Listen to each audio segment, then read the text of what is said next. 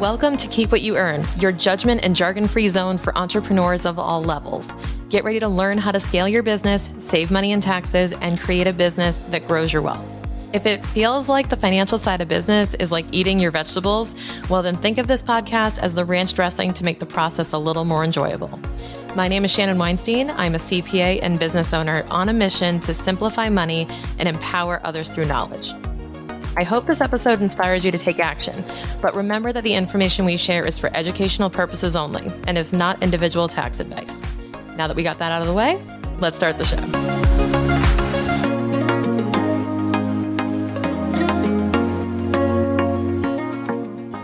It's never fun to plan for the worst case scenario in our businesses, but it can be a really empowering tool to really dissect and think about what is going to happen if something should happen to us.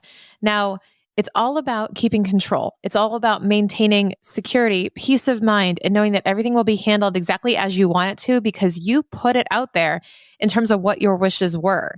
And I think that this conversation can shift easily from being pessimistic to being more about project management and control, and actually be empowering for you as a business owner.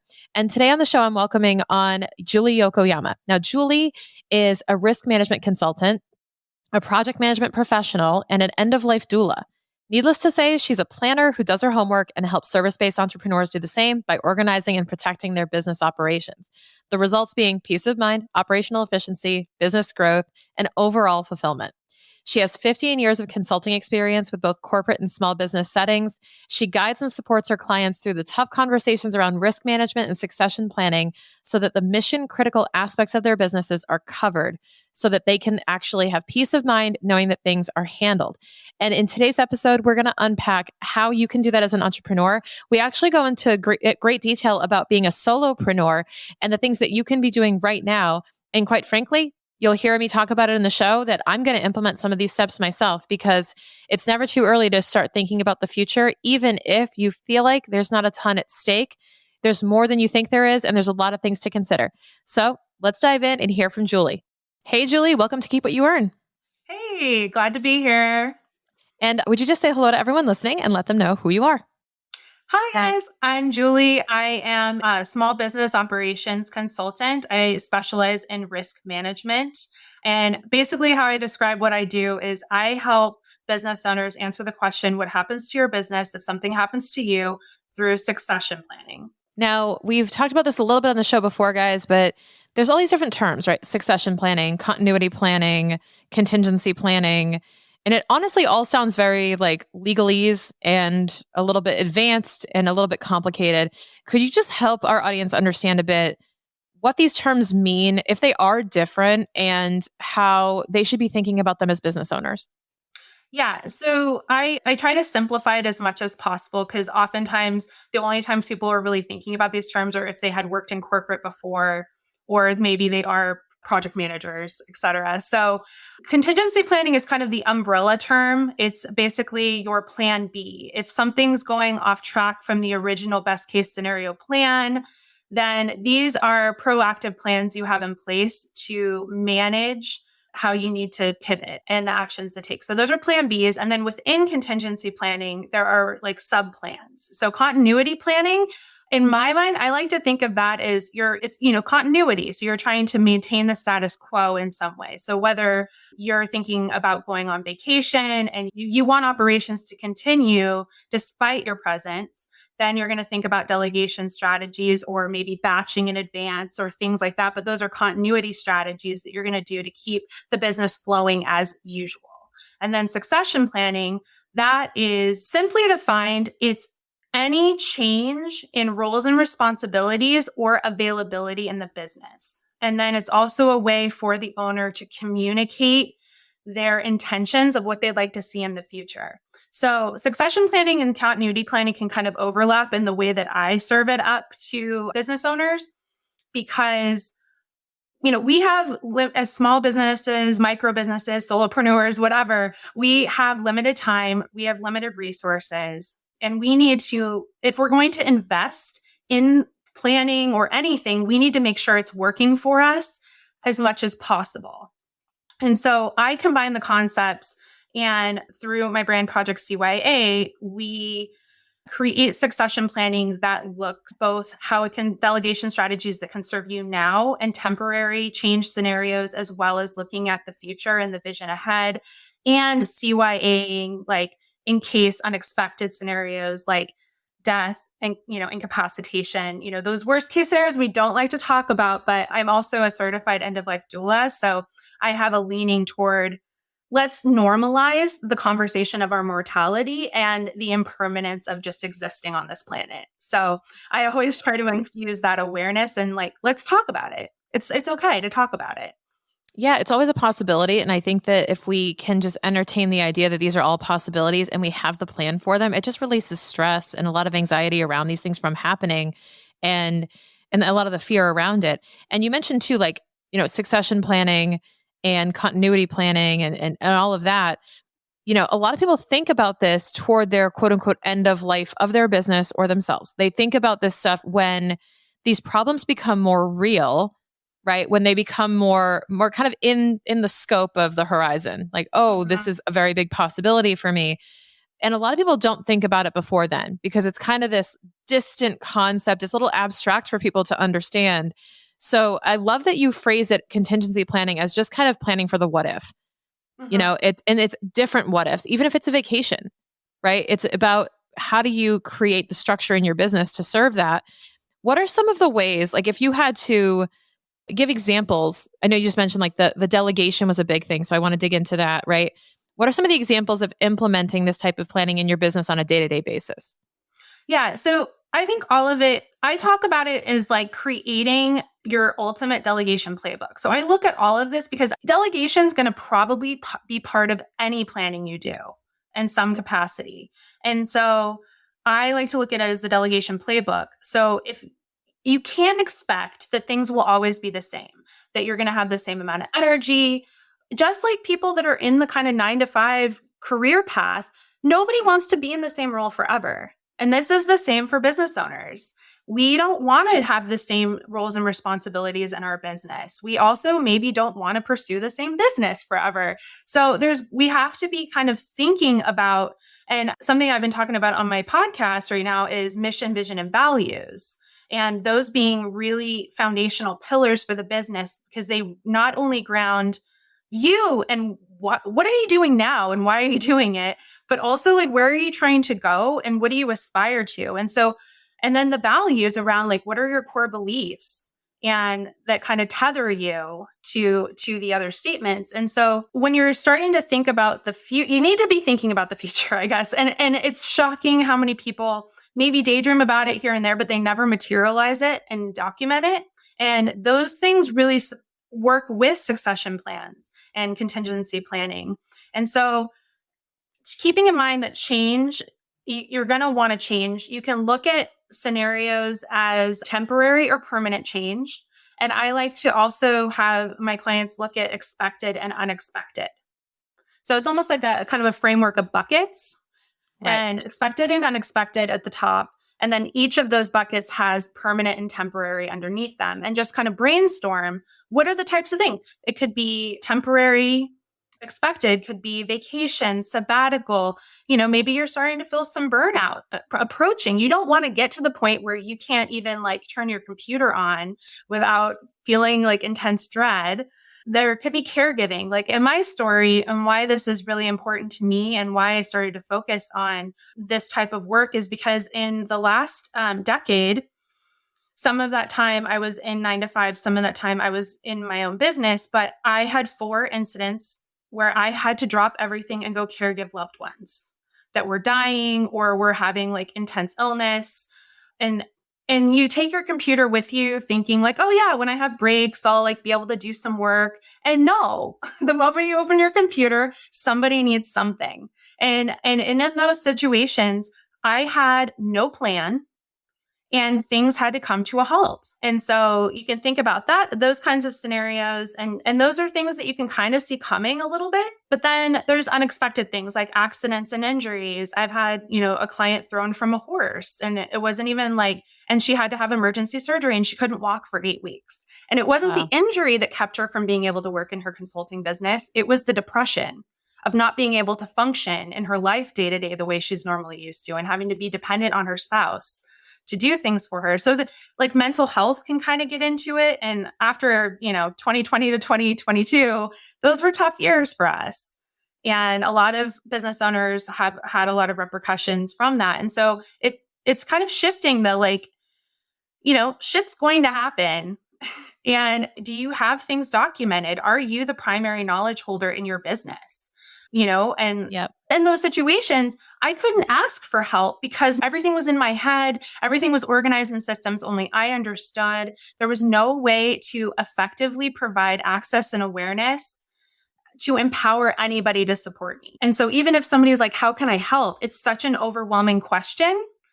And if anybody has been a griever who has experienced a loss in their life, and you have people that don't really know what to say or how to support you, and they're just kind of like, oh, how can I help?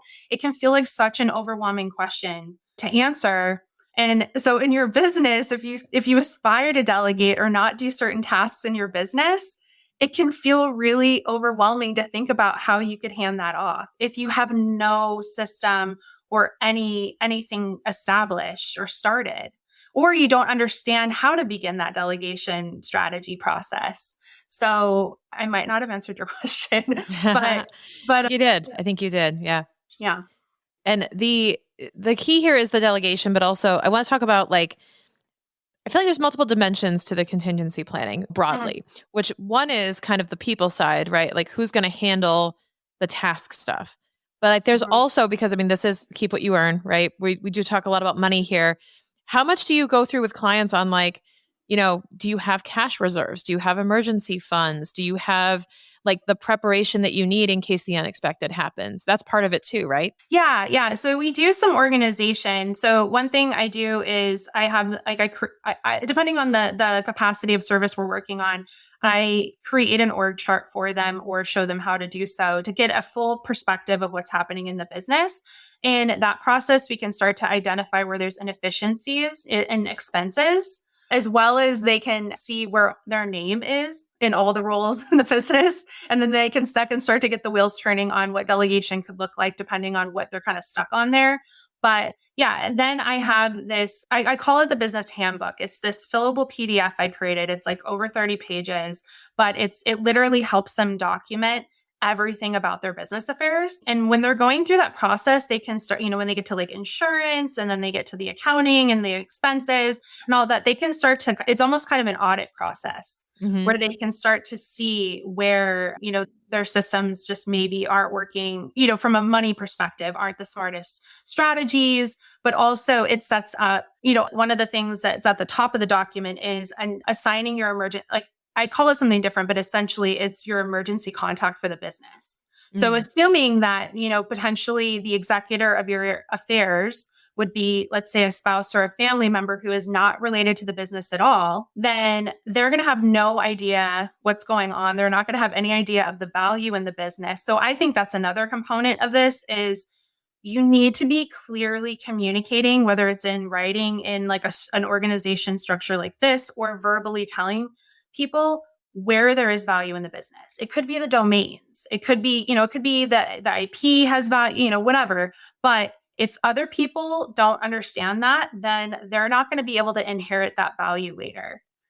And so from the financial perspective, it's like, it really starts to be thinking about that stuff and how you can, and maybe that's, when you're doing that kind of organization of documenting, like what are all I kind of look at it like the business is a machine and there's gears and things working. So what are all the different gears that keep the machine running?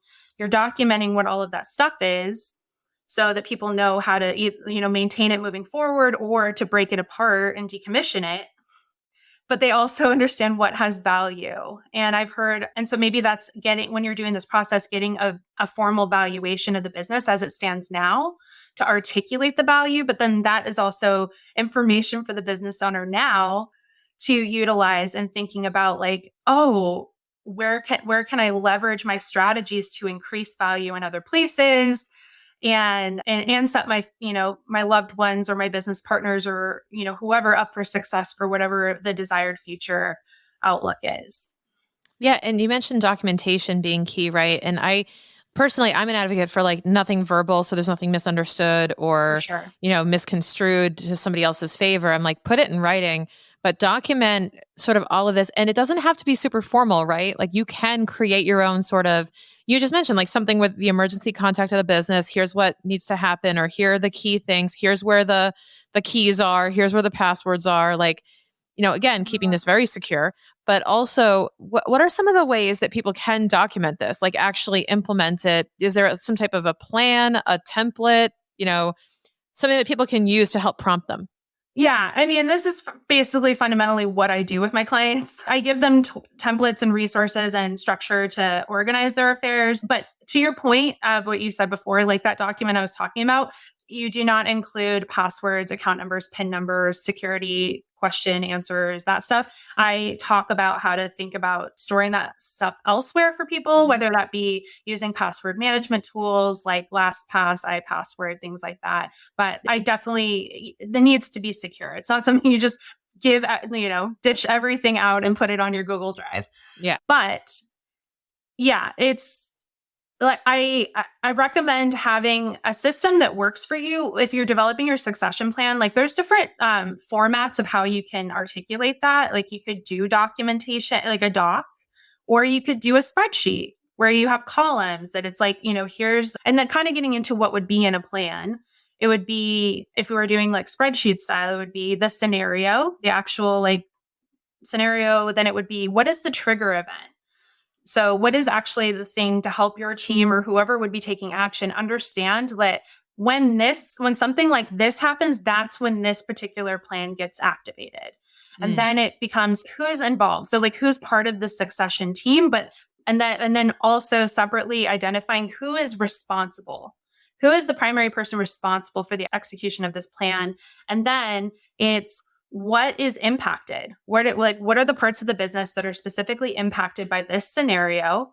And then what needs to happen and when does it need to happen? Because if we're looking at the worst case scenario of, you're suddenly not in the business anymore permanently and somebody else has to come in and figure it out, then if we go to the end of life scenario, oftentimes you're advised, like that your spouses or your executors are advised to not sell off large assets right away.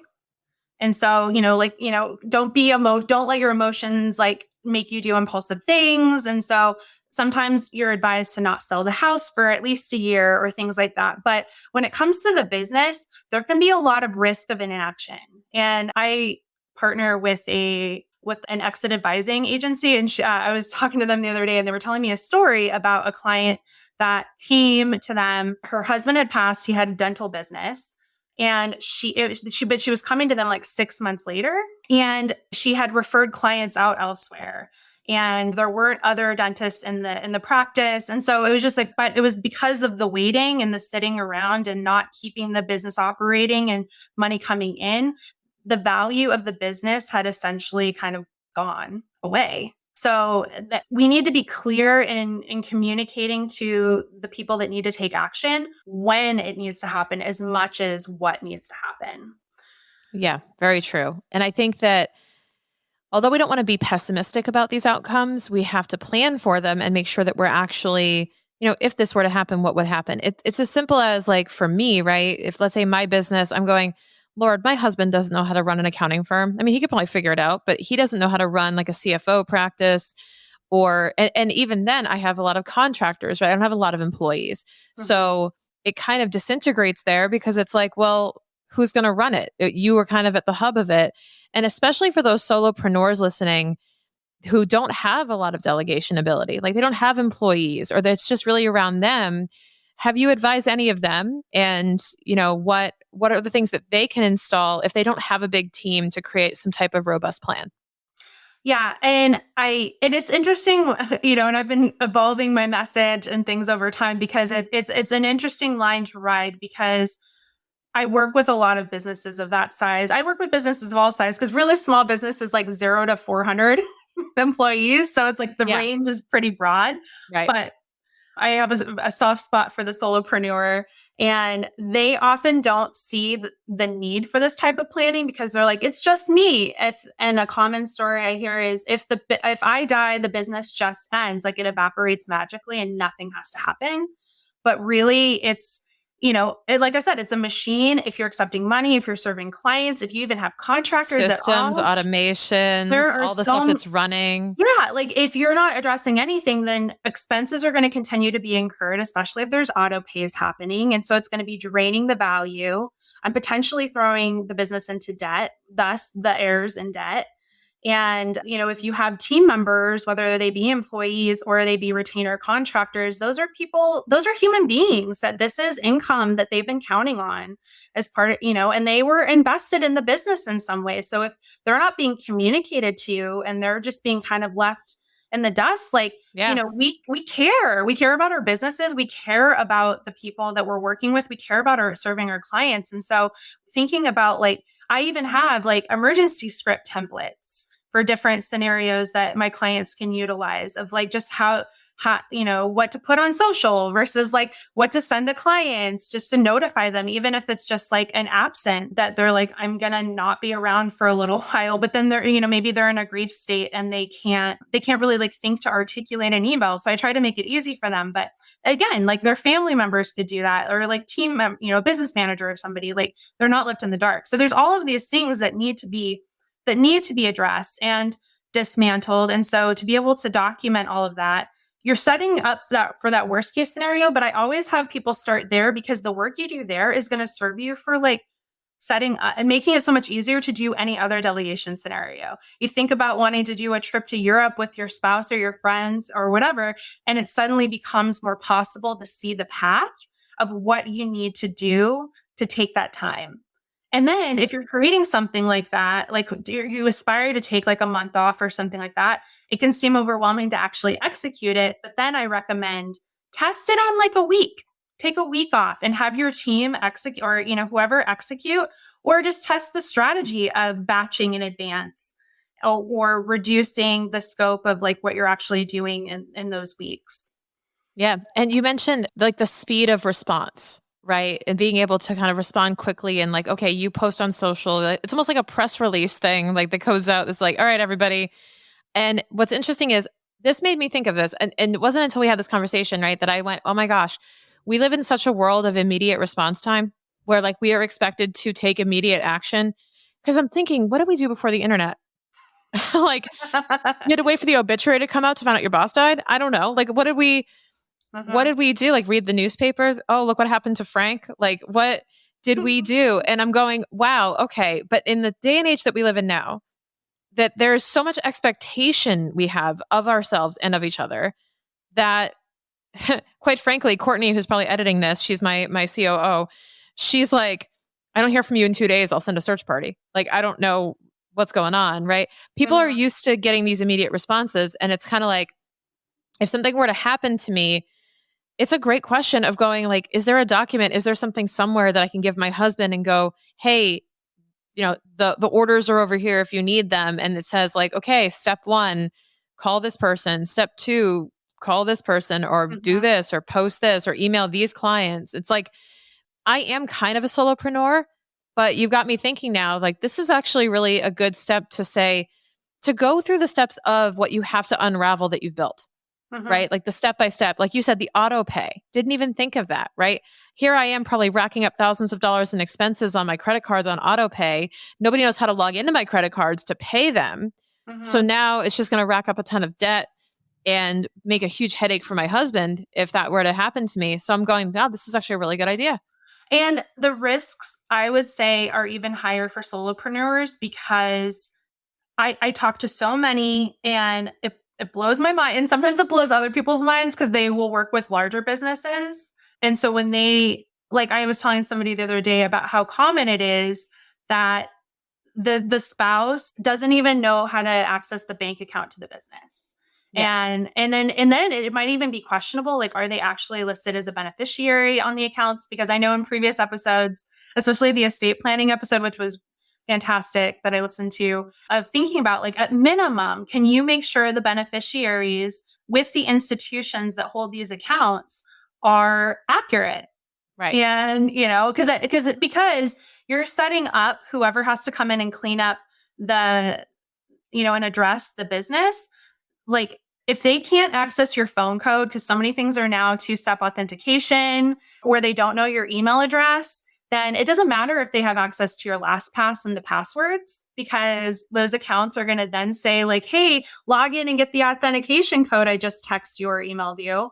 Then you're not going to get on those accounts. And then they're going to be on customer service. They're going to have to file paperwork, and then they're going to have to wait, and they're going to have to probably have multiple conversations with each of these businesses just to get access. And in the interim, the accounts are draining or debt is increasing, depending on what we're talking about. Exactly. Like, you have to stop the bleeding in all these different directions, right? And stop these things from happening that are on auto. It's interesting because even though I didn't believe there was some type of magical disappearing into dust and as though nothing happened, my behavior and assumptions would suggest that I did believe that, because I'm going, what? Like, the business disappears. Okay, there's some money in the checking account, and I have to make sure my husband has access to it. And then it's like, no, but you have team members, you have expenses, you have customers, you have all of these things that would, completely go sideways. And not to mention, I mean, clearly I remember this, obviously, and this is front of mind for me as my clients, and going, well, they're expecting me to do their taxes, or they're expecting me to do their financial statements. And it's like, well, what happens if I'm gone? Like, who does it go to? Or how do they get the support that they need if I'm incapacitated? So all of that is really, it could start, from what I'm hearing, Julie, it can start with two things. It's like, what are the things that have to be addressed if I'm incapacitated completely? But then also, how do we ensure that customers are successful, even if something happens internally, right? There's a little bit of a fire drill planning. Yeah. And that can happen from, like, if you're the only person serving clients, that could happen from developing a relationship with a peer in your industry. And you could have, a referral relationship there, or at least an established understanding that you're each other's like professional emergency support. Yeah. I mean, you see it in the medical field all the time, right? Like, a doctor is out and they'll refer you to another practice sometimes during that time. So you can establish those relationships where it's not necessarily a risk that the clients will be stolen, or, It's like an executor in a sense, where it's like, I just need you to find them a good home and take care of them in the interim. If something happens to me, can you take the keys to the car, keep driving for X amount of time until everybody's off the bus, and then transition it over, right? Somebody you know and trust, obviously. This would have to be somebody you wholeheartedly trust to handle that. But as the wheels are turning in my brain, I'm like, oh, this is actually a really good idea. Not that I'm surprised by it, but it's a contingency planning overall, and continuity planning sounds so much more fancy and so much more advanced. And I think that what you've kind of uncovered for us today is that anybody can do this as soon as the second day in your business. Like, anybody can do this at the earliest point possible to have a plan in place if something were to happen, because once you make $1 of income, you have something to manage, right? Exactly. So tell me this, what resources are available, and how can people find out more about what you do for clients if they want some help doing this and some assistance walking through it? Yes. So I have actually, for you guys today, in the show notes, you'll see a link to download the risk assessment workbook, which is a free workbook that is a great continuation of this conversation, offering you 10 questions to help you think through all of these concepts for your own business and start to think about what are the next step actions. I recommend talking to a business attorney in your area. I partner with estate attorneys, with financial professionals of different types, insurance agents, banks, those kinds of things. And the reason why they want to work with me is because I am the middleman that can help bridge the gap of information. I'm someone who understands the business owner and where they're at and the holistics of their business. And I can help them do a lot of the thinking to identify what they actually need. And then it allows these specialists the opportunity to be very targeted in ensuring that they're serving the needs of that business owner. And so I recommend estate planning.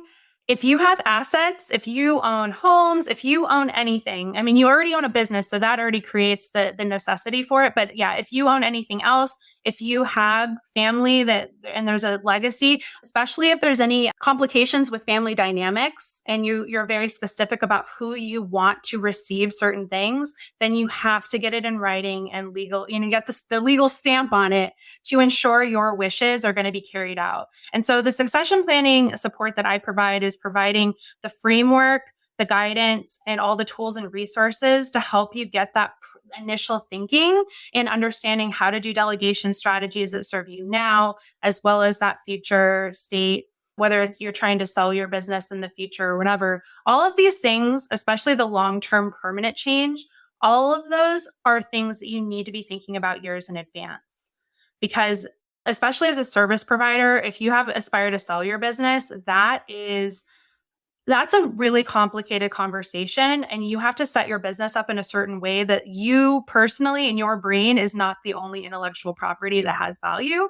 So these are all just things that you need to be doing years and years in advance. And so I just can't say enough to at least do something. At minimum, emergency contact, start talking to them, get something in writing so that they're empowered and fully understand what you expect of them. Download my workbook to get started with that. And then I have power hour consultations. We can just sit down for an hour and talk strategy. And I have Project CYA Essentials is my succession planning offer. So perfect. And that link, guys, will be in the show notes to download your template there. And was it a checklist? It's a workbook. So yeah. I give them 10 questions and just and then it gives some next steps at the bottom that can kind of send them on the next step. Amazing. So you got the template, you got the tools, you got the resources available to you. This is perfect.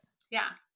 And then I will say I recently started a podcast, the Project CYA podcast, and it's about facilitating the conversation for entrepreneurs of the intersection of personal life risk and business risk. So, join me over there if you want to check it out. Absolutely. And also, and not for nothing, guys, educate your team about this, educate your peers about this, right? Do it together. I'm already thinking of ideas of how some peers in my industry, we can get together and actually do this together and do this and say, what are the other questions we need to be answering? Hey, would you have my back on this if something happens to me and I'll have yours, right? It's just treating each other like neighbors. If something were to happen, right, knowing that you can call on them, knock on their door and ask for a favor, it really does go a long way. And I think it promotes a lot more collaboration in the industry too. Yeah. And the last thing I will say is turn the lens of this conversation towards your key team members as well. I recently had a conversation with a business owner who has a small agency, and he has been spending the last few years grooming a key team member to take over operational management. And that team member had a health issue that he's now no longer able to work there. So, it's getting these things documented too, and empowering your teams to also ensure that they're documenting and creating SOPs, and empowering down the line so that there's not such a need for micromanaging and single points of failure, minimizing single points of failure, which is really difficult when it's just us or just a couple of us. But if you can at least document at minimum of creating videos showing the process, I've heard those called minimum viable processes. So they're not as expensive, but just get something, because if you have to step back into roles and responsibilities that you have delegated away, it's going to be so much easier if there's a breadcrumb trail. 100%. That's such a good piece of advice. Julie, one more time, name your podcast and where people can get a hold of you if they want to learn more. Yeah, so the Project CYA podcast is where you can find me in conversations like this. And you can go to julieyokoyama.com, and you can find me on LinkedIn and Instagram at Julee Yokoyama. I try to keep it. And that is Julee, guys. Yes. Julee Yokoyama. It'll be all in the show notes. Julie, thank you so much for joining me today. Yeah, thank you. I loved it.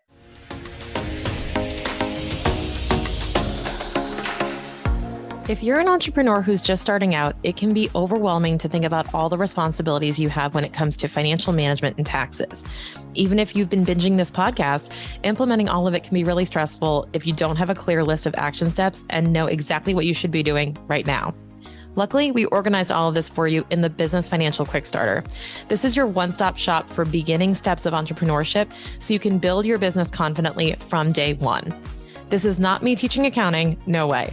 It's a specific set of essential action steps to save you a lot of time, money, and headaches as you embark on your own entrepreneurship journey. We cover everything from setting up your business bank account all the way through avoiding a surprise tax bill. Now, as a podcast listener, you get 10% off with code KEEPWHATYOUEARN, all one word. So dive in now and access your business financial quick starter.